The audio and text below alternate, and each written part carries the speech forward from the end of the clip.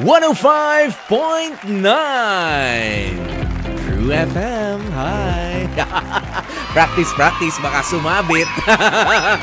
Welcome mga kapatid sa ating programang H2H Heart to Heart. Ngayon nga pong pinagpalang araw ng Huwebes. Ito ang araw na pinili.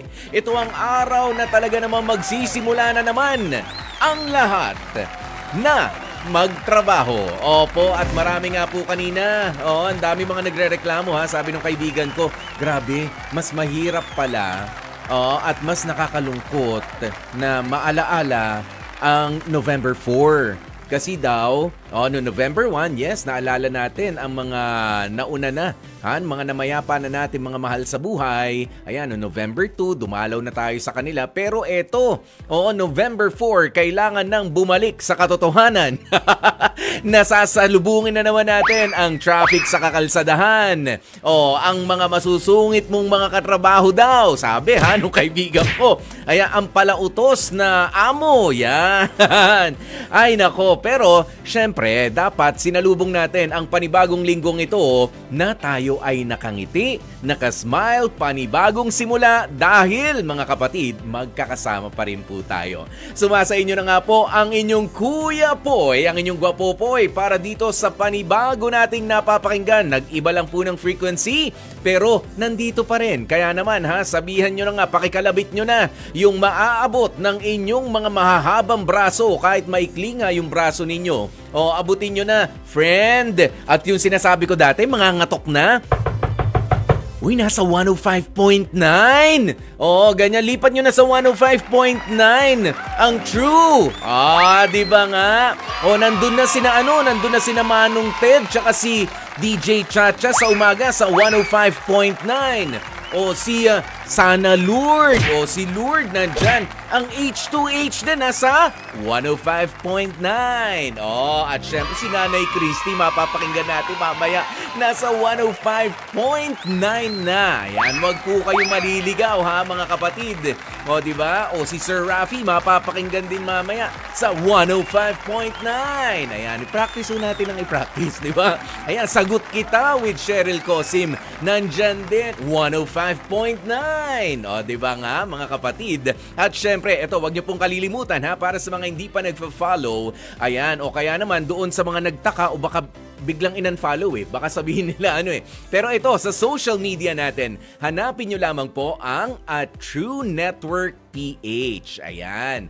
At True, as in yung totoo, ayan, True Network PH. One word po yan. Yan, makikita nyo na nga po yan sa ating social media, sa YouTube, sa Facebook, sa podcasts. At syempre, please wag nyo nang pansinin kung naka-long sleeves po ako ngayon, kasi kahit talaga, baka naman silipin nyo pa naman ako sa ating True TV. Nakakahiya naman.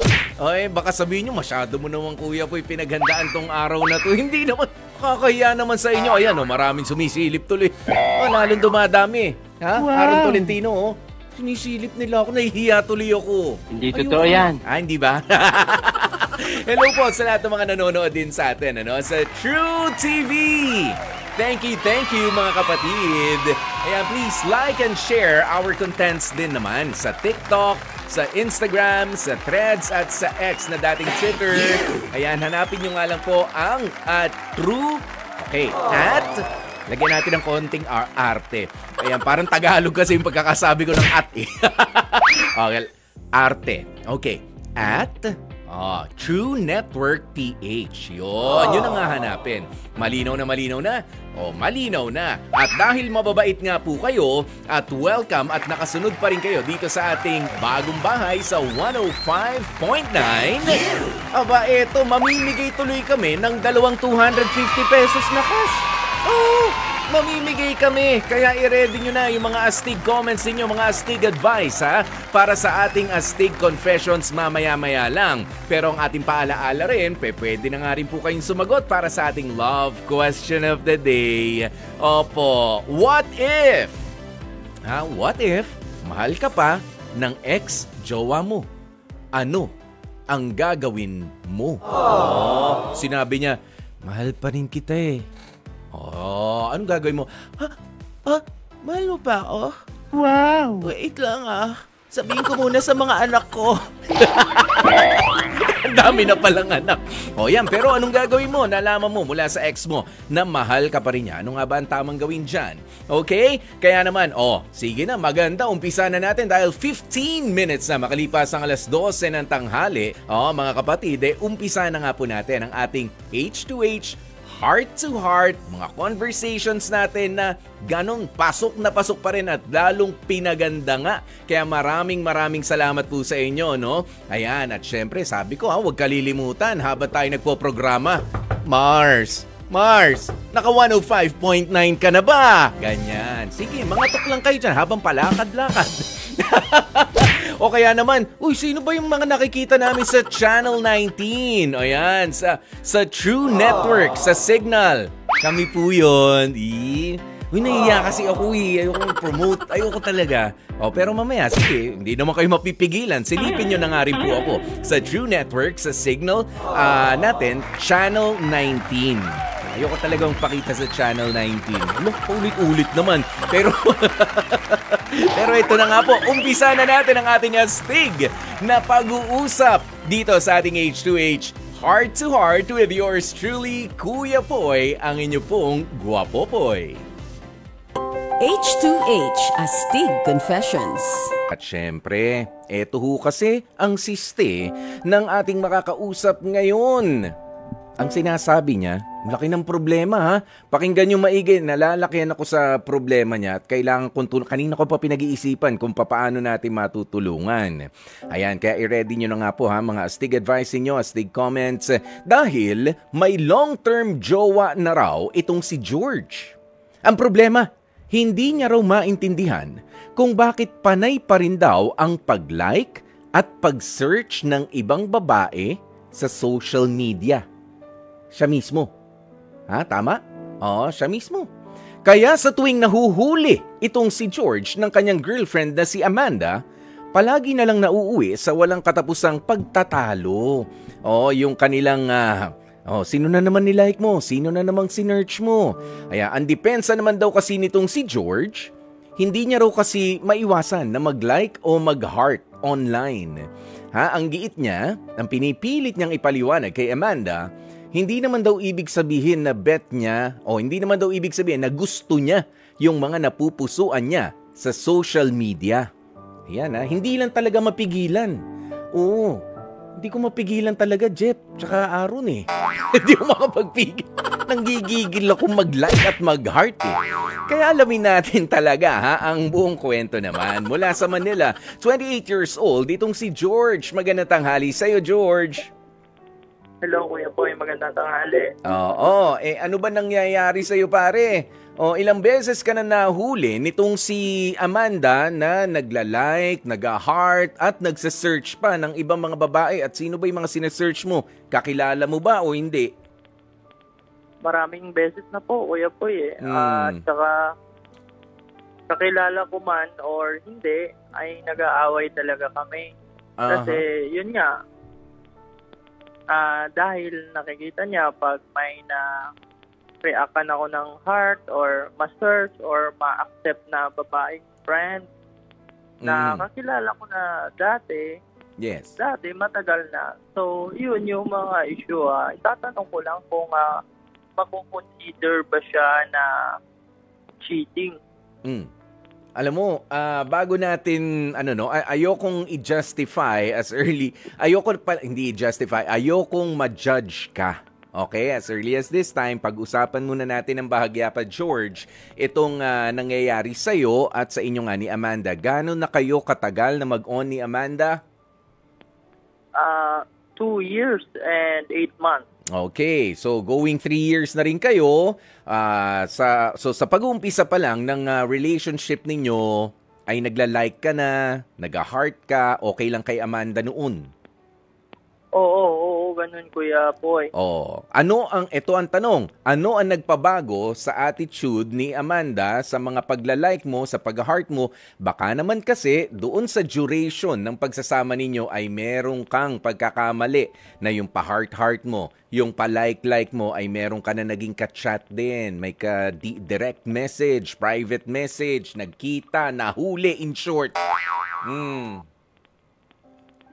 Yung sa akin, Kuya Boy, ay may nag-chat lang. Yung gano'n, nag-reply lang din naman ako. But wala naman akong intensyon talaga. Oh. Gusto ko lang malaman kung ano talaga yung pero wala po talaga akong nararamdaman. Ano ang gusto mo malaman? Ano yung sabi mo? Wala kang intensyon? Wala akong intensyon na makipaglandian dun sa babaeng yun. Aha. So, nag-message sa'yo, sinagot mo. Opo, Kuya Boy. Ayan, at ano lang intensyon? Siyempre, meron tayong intensyon kapag tayo ay nagbibigay ng kahit yung mga simpleng mensahe. Yung ma-acknowledge man lang tayo. Di ba matutuwa tayo? Kapag na-appreciate yung pag-like natin, yung pag-heart natin, nag-thank you, ay, salamat, ganyan. Pero di ba, doon nagsisimula ang mga conversation? Opo, Kuya Boy. Meron kang intensyon. Of course, kumbaga sa krimen, merong motibo, natural, kaya nga nakarating tayo dyan eh. 'Di ba? Hindi pa pwedeng wala lang. Gusto ko lang i-like, i-heart, ganyan. Pinagbabawalan ka na nga nitong girlfriend mo. Kaya nga inaalam ko, meron ba nangyari noon na meron ka naging kalandian? Sabi mo, wala. Ayan, pero baka naman kasi napaka-habitual o napaka-maramihan kapag ikaw ay nag-heart na doon sa hindi mo kakilala masyado, a total stranger na kaibigan mo lang sa social media, as compared sa pagla-like mo at sa pag-heart mo naman doon sa mga post ng karelasyon mo mismo, hindi kaya? Opo, Kuya Boy. Ganun ba nangyayari? Mas nalalike mo na yung sa iba at yung mga post ni girlfriend, o kung hindi man siya ma-post, kapansin-pansin na. Ayun, meron kang meron kang binabalik-balikan. And I guess George, ang kinagagalit lang nitong si Amanda, ng girlfriend mo, ay yung more than once mo lang nilike yung mga post nila. Ha? Okay lang siguro kapag mga dati mong kakilala, once lang, ganyan, na like na ganun. Pero siguro titignan, ang dalas mo namang i-like. Like mo ba talaga siya? Kasi may ibig sabihin yun eh. Oo, merong subtle message yun. May mababang mensahe yun. Meron kang intensyon. Ano ba talaga, George? Yung sa akin kasi, Kuya Boy, ay halimbawa, kilala ko lang. Kasi kung ako yung nag-post or nag-maminding, nag-react din naman sila. So, parang yun lang yung ginagawa ko na. Ano? Binabalik ko lang din yung, kumbaga, kung sila nag-like, nag-react, ako din yung mag-heart sa kanila. Parang ganun pa. Okay. So, ganoon lang. Wala tayong... sigurado ka ha, na ganyan ang intensyon mo. Pero kasi, ang sabi mo rito sa kwento mo sa amin, hindi mo kasi mapigilan. Hindi ako naniniwala na hindi mo mapipigilan yung pag-heart, yung pagla-like. Lalo't galit na yung girlfriend mo. 'Di ba? Oh, nandyan na. Lagi nang lagi nang, anong tawag mo dyan? Nagagalit. Lagi na nagtatampo. Sige ka pa rin. Hindi ko talaga mapigilan. Sakit yan kapag kaganyan. Ha? Pero ito, kausapin muna natin si Nadia ng Isabela. Okay, ano kaya ang kanyang astig advice o astig comment para sa iyo, George? Pakinggan natin, ha? Hello, Nadia. Yes, so good afternoon, Kuya po. Good afternoon. Ano ba? Good afternoon na ba? Okay lang. Kasi high noon kanina. 12:24 na. So, afternoon na rin. Okay, Nadia, yes. Ano ba ang mo? Astig comment o astig advice na may bibigay dito kay George? Ayan. Hello, George. Good afternoon to you. Bilang parang tita mo na, if ever, na ma-advise ko lang. Kasi ang mga babae, maraming insecurities yan. So, kung ako man ang sa kalagayan niya, magagalit din ako. Kasi isipin mo, may girlfriend ka. Parang, tapos heart pa, okay lang sana kung thumbs up o something like that. Heart yun May level kumbaga, din ba yun? Yes, sa akin in my own, oo. Okay. Oo, kasi Sige. parang, sa social media ganyan talaga. Pero, syempre, may girlfriend ka nga. O, sometimes, pag nag-heart-heart ka, hindi mo kasi maiwasan na ang iba minsan magkakaroon ng start of chatting or whatsoever. Kaya don't make, huwag kang magbibigay ng any step or any actions na talagang makakasaano din sa damdamin niya. So, may advice is talagang dapat maging sensitive ka rin sa feelings ng GF mo. Kasi if ever na wala ka namang intention to hurt her or kung ayaw mo siya masaktan or what o sa level na but always remember na yung pag-heart-heart mo na yan, may dating. No, may ibig sabihin. Ikaw ba, Nadia, naniniwala ka ba? Sabi kasi ni George, sina-heart ko lang, nilalike ko lang, wala naman akong ibang ibig sabihin doon. Naniniwala ka ba doon? Kasi ako, of course, sa mga kaibigan, sa akin yes. Pagka sa kaibigan mo, magla-like ka, not necessarily dahil nag-like ka doon sa mga post ko, ilalike ko sa'yo. Magla-like back ako, ganyan. O basta ibabalik ko yung pabor. Di ba parang hindi naman. Hindi naman yata tama na ganoon, parang sukli lang, ganyan. Ganti ko lang sa'yo kasi nilike mo ko, hinart mo ko. Yan yung ganyan. Ay naku, mapapagod ka niya, mauubos oras mo maghapon. Yes, diba? Exactly. Exactly. Kasi if you're paying attention to that, you're exactly sharing your time to that people and you're giving importance to that people. Why? Kaya doon nagagalit siya. Hindi ako nagagalit Kasi it's my experience also. Kasi it's starting na magkakaroon talaga ng kasi nadi-divide yung attention. Yes. Yung time you cannot read. Okay. Oo po. Hindi mo mariregain uli yung time. Yung kasi the precious thing that you can share to a loved one is your time. Nagbigay ka ng time pa dun sa heart-heart ka pa. O malay mo, nag-stalk ka pa ng ganun. O diba? Ba't parang hugot ka na, Ate Nadia? Parang hugot na Nako, experience kasi. Nagiging. Kailangan experience para alam mo yung feeling. Correct. Nakaka-relate. Diba nga? Maraming salamat, Nadia. Yes, Kuya Poy, thank you so much din for giving me a chance to inspire other people and to give advice. Sige, maraming salamat. George, napakinggan mo yon. Galing sa isang babae na nagkaroon din ng partner na ganyan, heart ng heart sa iba, nahahati yung atensyon. Mas malinaw na ba sa'yo kung saan nanggagaling itong si Amanda? Ha? George? Hello po. Busy yata si George. Mukhang may hina-heart tsaka nilalike na naman mga post, ha? Ha? Hello po. Ano po, Kuya Poy? Ano ginagawa mo? Hindi mo pinakikinggan yung pag-uusap namin ni Nadia? Nag-choppy po, Kuya Poy. Nag-choppy. O sige, ang sabi ni Ate Nadia nga, ayan, na-experience niyan. At talaga kasing mahirap kapag nga nabibigyan mo ng atensyon yung ibang mga tao sa pagla-like, sa mga pag-heart sa kanilang mga post, may dating talaga yan sa mga babae na karelasyon natin at nakakainis, nakakasama ng loob. Nagigets mo ba yon kung saan nanggagaling yung girlfriend mo na si Amanda? Opo, Kuya Poy. Kasi alam mo, tayo nung lumapit tayo, nanligaw tayo sa mga girlfriend natin o dun sa mga gusto na nga nating mapangasawa, no?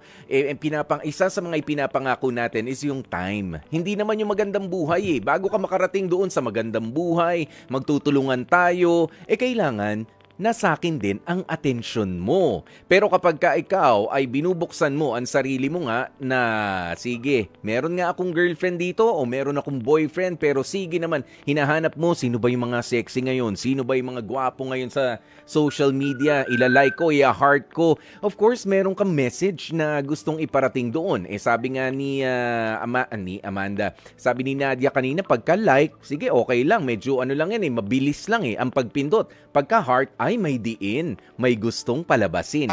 Ganun yun 'Di ba? Mas may effort. Tama, George? Tama. Kaya may gusto, wag mong sabihin na wala tayong gustong iparating. Pero kung ako sa'yo, okay, medyo, ano bang ginagawa mo sa buhay, George? Ako po yung nagtatrabaho lang dito sa call center. Oo, yun. So, bukod sa pagtatrabaho natin, medyo bawas-bawasan yung pagtingin sa social media. Okay? Marami pa tayong iba magagawa eh. O, kung yan at yan na nga, yung pinanggagalingan lagi ng pag-aaway ninyo ni Amanda, ni girlfriend mo, kung mahal mo talaga siya, tigilan mo na yung paglalike, pag-heart. Madali naman yun. Kailangan ng disiplina sa pakikipagrelasyon. Ha? Okay, Kuya Poy, maraming salamat po. Oo, ayan. O siya, sige, naku, basahin lang natin ang ilan sa mga nag-comment din dito. Sabi ni Ronald Tumbaga, wala namang masama kung hindi mag-like ang partner mo sa mga posts mo. Ayan, malibang, malibang may kita sa likes. Okay. Ayan, wala namang kita yata sa likes. Ayan, baka privacy mo ang iniingatan niya para makapag-post ka ng malaya sa anumang mga topic. Ayan, okay, etong si Boom Magdaraog, sabi niya, ganyan din ang partner ko. Pagka-post ko, dead malang. Pero pagka iba, panay ang react. Tigilan mo yan. Masakit din sa aming mga babae yan. Pero kung ayaw mo makinig, bahala ka sa buhay mo, matanda ka na. Di ba nga, ganyan tayo no? Samantala nung nanliligaw, lahat ng nagkamali ka lang ng post ng period o kaya ng ellipse o ng comma. Nilike, hinart pa. Nagkamali lang yun kasi nga nanliligaw pa lang, kinukuha yung loob mo. Pero nung girlfriend mo na, ng 1 year, ng 2 years, ayun na, nag-post ka na, ang haba na. Meron ka pang meron pang warning, long post, ganyan. Hindi nilike. Pero dun sa iba, kapag ka may sumayaw, may sexy, may maganda, may gwapo, nilike agad, nag-comment pa. Aba, sipag naman pala. Ay siya, sige. Nako, maraming salamat nga, George, sa pag-share mo sa amin. Pero sana, yung undivided attention natin sa ating partner ay wag nakawin ng iba yung attention mo. Sa pagla-like, sa pag-heart. Sasabihin ng iba, hindi naman na problema yan, Kuya Poy. Kasi nga, ngayon, panahon na talaga ng social media. But no, kailangan natin disiplinahin ang ating mga sarili. Lalo't may sumasama na ang loob sa atin, sa mga ginagawa natin. Ayan, sa social media.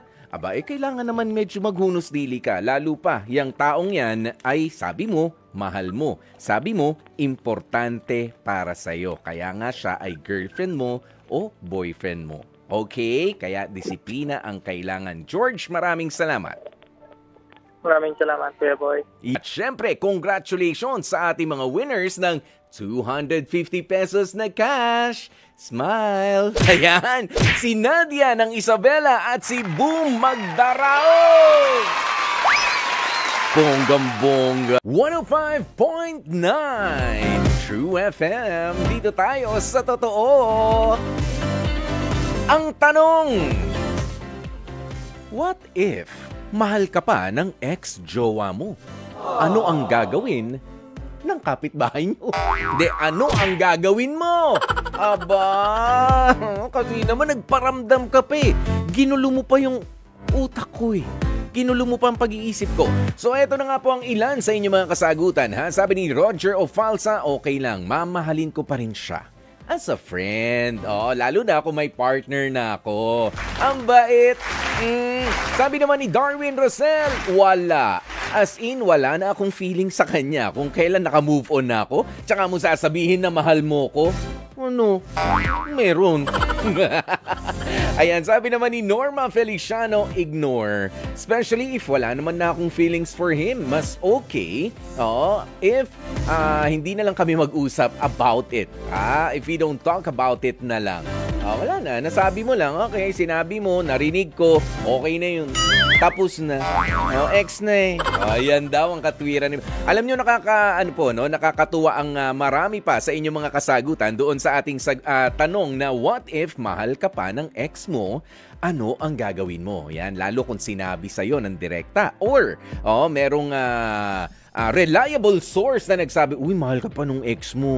Yan, ganyan. O sige, basahin nyo na lamang po ha sa ating FB page mamaya. Oo, kaya naman, wag na po kayo maliligaw ha mga kapatid. I-follow na nga kami sa YouTube, sa Facebook at syempre sa ating podcasts. Hanapin lamang ang True FM dito, of course, sa 105.9 at syempre hanapin din ang at True Network PH, okay? At True Network PH. Para po sa ganyan mga klase ng entertainment at syempre ng mga balita rin para kayo ay laging updated. Maraming salamat sa lahat po ng mga tumutok sa atin ha sa unang pagkakataon dito sa ating panibagong tahanan sa 105.9 True FM. Thank you. O paano, bukas po magkarinigan po muli tayo sa ating programang H2H, Heart to Heart. Nakasama nyo nga po ang inyong lingkod. Ako po si Kuya Poy, ang inyong Guwapo Poy.